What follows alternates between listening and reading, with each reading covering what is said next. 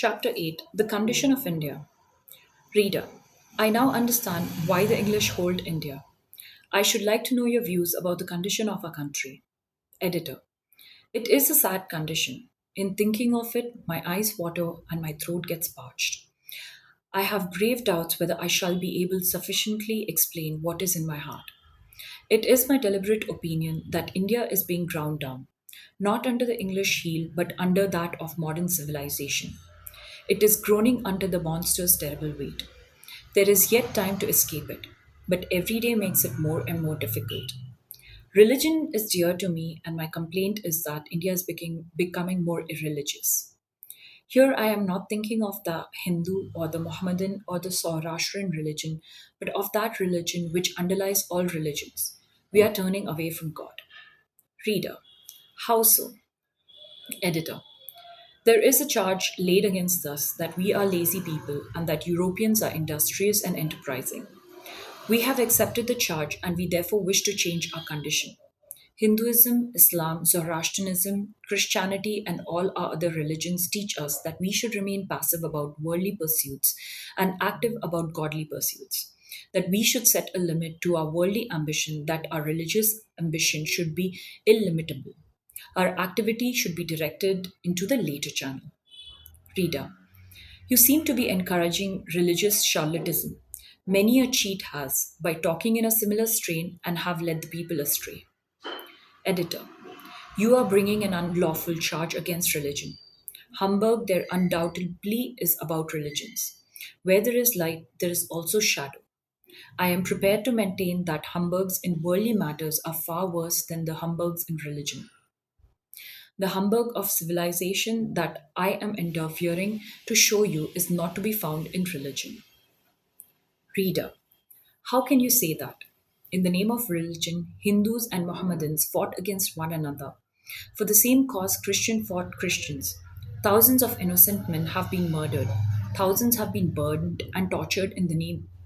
Surely there is much worse than any civilization.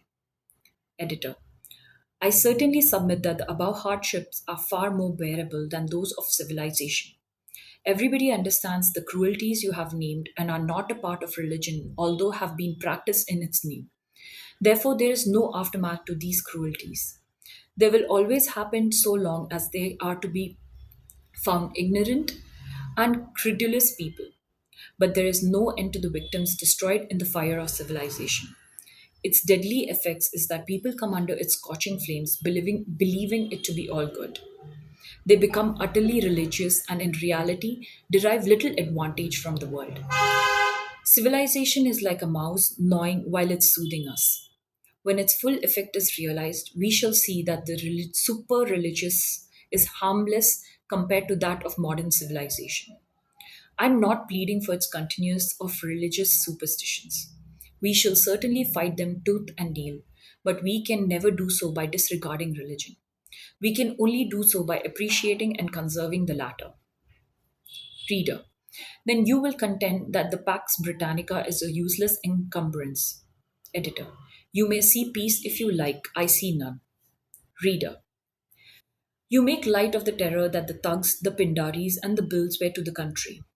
Editor, if you give the matter some thought, you will see that the terror was no means such a mighty thing. If it had been a substantial thing, the other people would have died away before the English advent. Moreover, the present peace is only nominal, for by it we have become emasculated and cowardly. We are not to assume that the English have changed the nature of the Pindaris and the Bulls. It is therefore better to suffer the Pindari peril than that someone else should protect us from it, and thus render us effeminate. I should prefer to be killed by the arrow of a bill than to seek unmanly protection. India without such protection was an India full of valor. Macaulay betrayed gross ignorance when he libelled Indians as being practically cowards. They never merited the charge. Cowards living in a country inhabited by hardy mountaineers and infested by wolves and tigers must surely find an early grave. Have you ever visited our fields?